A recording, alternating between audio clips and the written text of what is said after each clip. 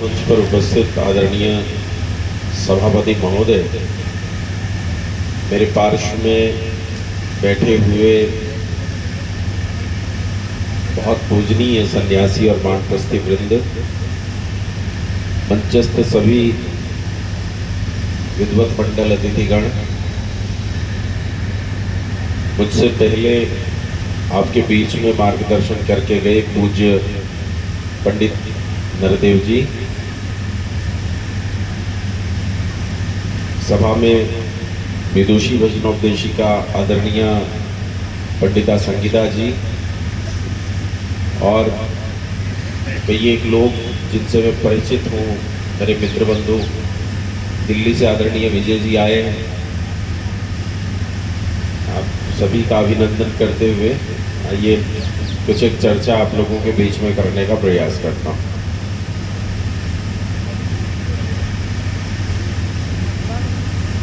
भोजन के समय में मैं अपने कक्ष में बैठा हुआ कुछ लिख रहा था और उस लेख की कुछ चीजें आपके बीच में साझा करने का प्रयास करता हूँ। आप यदि सावधानी से देखेंगे तो भारत के सीमा प्रांत में इस समय बहुत बड़ी घुसपैठ है। अंग्रेजी वाले कहते हैं इनफिल्ट्रेशन बहुत ज्यादा है, इंट्रूडर्स, घुसपैठिए बहुत घुस रहे हैं देश के भीतर, सीमाओं का अतिक्रमण करके घुस रहे हैं। आश्चर्य की बात यह है कि म्यांमार से पीटे जाने पर रोहिंग्याओं को जाने के लिए कहीं जगह नहीं मिलती, वो भूखे नंगे भारत में आते हैं। बांग्लादेशी भूखे नंगे, खाने को रोटी नहीं, पहनने को कपड़ा नहीं उन्हें चाहिए, तो सीमा का अतिक्रमण करके वो भी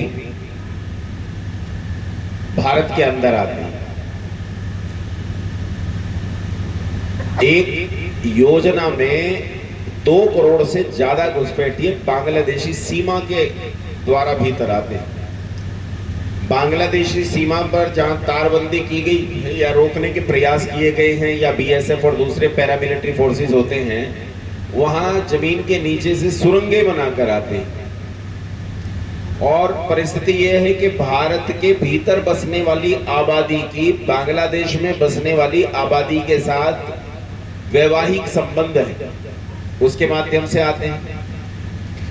इसके अलावा अफगानिस्तान में झगड़ा होने पर भारत में आते हैं, पाकिस्तान से तो निरंतर भारत में आते हैं, सरकारें भी समझौता एक्सप्रेस बस और ट्रेन चलाती हैं, उसके माध्यम से आते हैं।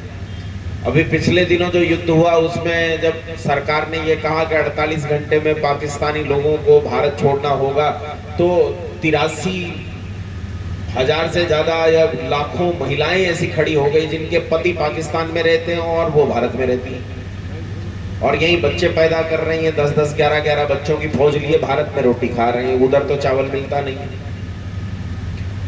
अच्छा, आप ये समझने का प्रयास करो कि केवल भारत की दशा ये नहीं है। ऑस्ट्रेलिया भारत से बहुत दूरी पर है, बहुत बड़ा महाद्वीप है। आज ऑस्ट्रेलिया में बहुत तेजी से मुस्लिम आबादी बढ़ रही है। न्यूजीलैंड में बहुत तेजी से मुस्लिम आबादी बढ़ रही है।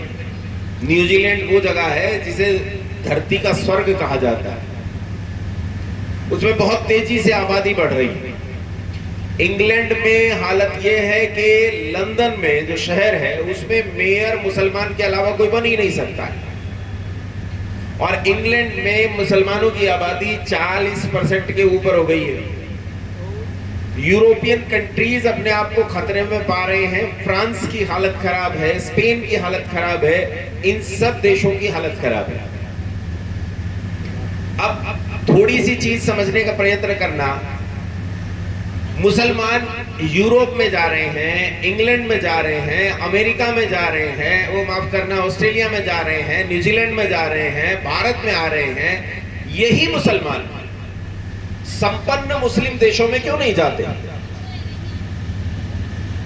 कई देश, 56 देशों में 7 देश ऐसे हैं मुसलमानों के जो बेहद अमीर हैं, करने खाने से नहीं, परिश्रम नहीं करते हैं, तेल बिकता है इसलिए अमीर है। 7 देश बेहद अमीर हैं। ये मुसलमान आखिर इन 7 देशों में क्यों नहीं जाते? अगर मैं पाकिस्तान, उज्बेकिस्तान, तुर्कमेनिस्तान, कजाकिस्तान और तजाकिस्तान, अफगानिस्तान, ये जो भारत के आसपास के हैं, ये भूखे